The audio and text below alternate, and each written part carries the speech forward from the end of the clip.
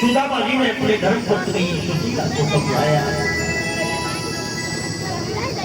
और धर्म लेकर के कांध में दबाया और द्वारिका के लिए चल पड़े हो, चले जा रहे हैं। चलते चलते कई दिन बीता है, भूख भी लग रही है, प्यास भी लग रहा है, कई दिन बीत गया है। तो ये जिंदगी उदास भी लग रहा है, क्योंकि चलते चलते पैरों में बीमारियां फटी हैं, उसमें कांटे चुभ रहे हैं। चलते चलते पैरों में झलका पड़ रहे हैं, वो झलका झलक रहा है।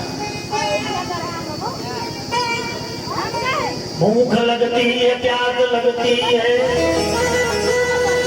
जिंदगी अब उदास लगती है। और कैसे आऊं मैं द्वारिका तेरी, आस अब भी निराश लगती। कई दिन बीत रहे हैं, तो मन में सोच रहे हैं कब द्वारिका पहुंचूंगा, ये द्वारिका कब आएगा, द्वारिका है कितना दूर। और एक दिन तो एक पेड़ के नीचे ऐसे खड़े हुए, सोचे भगवान चाहेंगे तभी द्वारिका पहुंच पाऊंगा। इतने थक गए थे कि वहीं बैठे सो गए हो, लेकिन भगवान से निवेदन करते हुए सोए थे कि भगवान चाहेंगे तभी द्वारिका पहुंच पाऊंगा। इसलिए आज हमारी द्वारिकाधीश भगवान श्री कृष्ण आए, आज हमारे प्रभु आए और सोते हुए सुदामा जी को उठाए और ले जा करके द्वारिका के चौराहे पर बुला दिया। सुदामा जी सो ही रहे थे, सुदामा जी सो ही रहे थे, सुदामा जी को कुछ पता नहीं चला। और द्वारिकाधीश भगवान श्री कृष्ण ने सुदामा जी को उठा करके द्वारिका के चौराहे पर बुला दिया।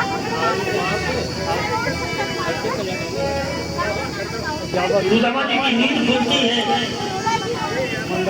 और जब सुदामा जी की नींद खुली है तो देख क्या रहे हैं, जो लोग भी आ रहे थे, क्या रहे थे, वो जय श्री कृष्ण, जय श्री कृष्ण, जय श्री कृष्ण बोल रहे थे। क्योंकि जैसे अयोध्या में सीताराम बोलते हैं, वृंदावन में राधे राधे बोलते हैं, बनारस में महादेव बोलते हैं, वैसे ही द्वारिका में जय श्री कृष्ण बोलते हैं। जो लोग आ जा रहे थे तो जय श्री कृष्ण बोल रहे थे। सुदामा जी ने एक द्वारिका के निवासी को बुलाया कि भैया जरा इधर आना। वो द्वारिका का निवासी जब आया तो सुदामा जी ने पूछा, भैया ये कौन सा नगर है? उस द्वारिका के निवासी ने कहा, बाबा ये द्वारिका नगर है। सुदामा जी ने कहा, यही द्वारिका नगर है। और ये द्वारिका नगर है, इस द्वारिका में कृष्ण कहाँ रहता है? वो द्वारिका का निवासी सुदामा जी का चेहरा देखने लगा हो और मन ही मन सोचने लगा कि जिस हमारे महाराज के नाम के आगे बड़े बड़े सुंदर शब्दों का उपमा दे करके संबोधन लगाया जाता है कि श्री श्री 108 महाराज विराज श्री कृष्णचंद्र जी महाराज, जिनको कह करके लोग बुलाते हैं। ये कौन से विभूति है जो ये कह रहे हैं कि द्वारिका में कृष्ण कहाँ रहता है? वो द्वारिका का निवासी सुदामा जी का चेहरा देखने लगा हो, लेकिन मन ही मन सोचने लगा कि पता नहीं इनका क्या संबंध होगा, मैं बीच में क्यों पढ़ने जाऊं। इसलिए उस द्वारिका के निवासी ने कहा, बाबा ये जो बड़ी बड़ी अट्टालिकाएं, ये जो बड़े बड़े भवन आप देख रहे हो, ये सब हमारे द्वारिका देश।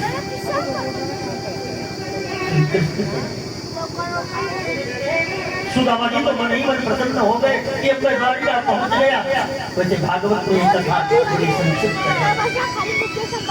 भागवत में सुदामा जी का जो चरित्र है ना, वो केवल 2 अध्यायों में लिखा हुआ है।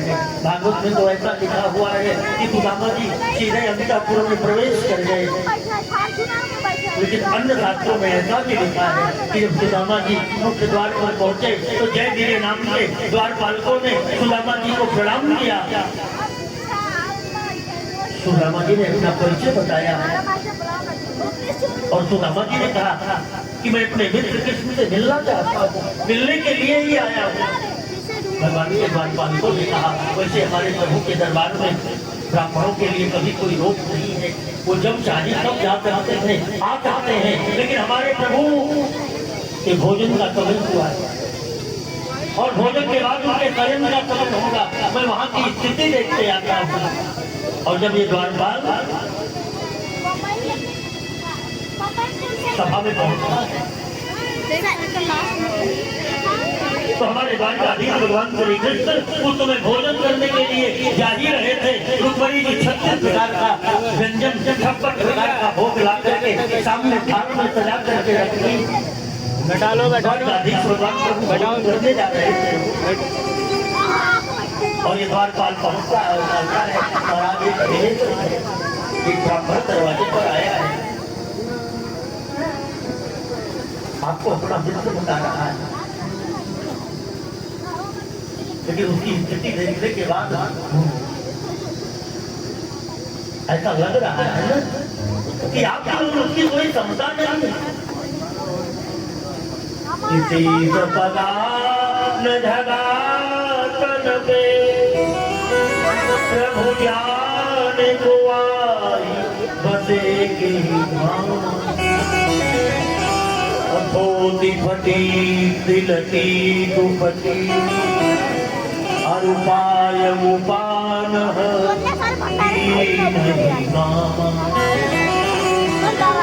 द्वार खड़े हो दुर्बल रहो जगितो वसुधा अभूषत दीन दयाल को धाम बतावत आपन नाम बतावत आपन नाम।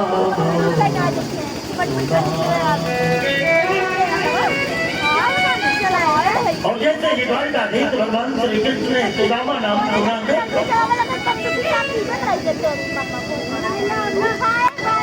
आज भोजन के थाल पर सामने से हटा दिया।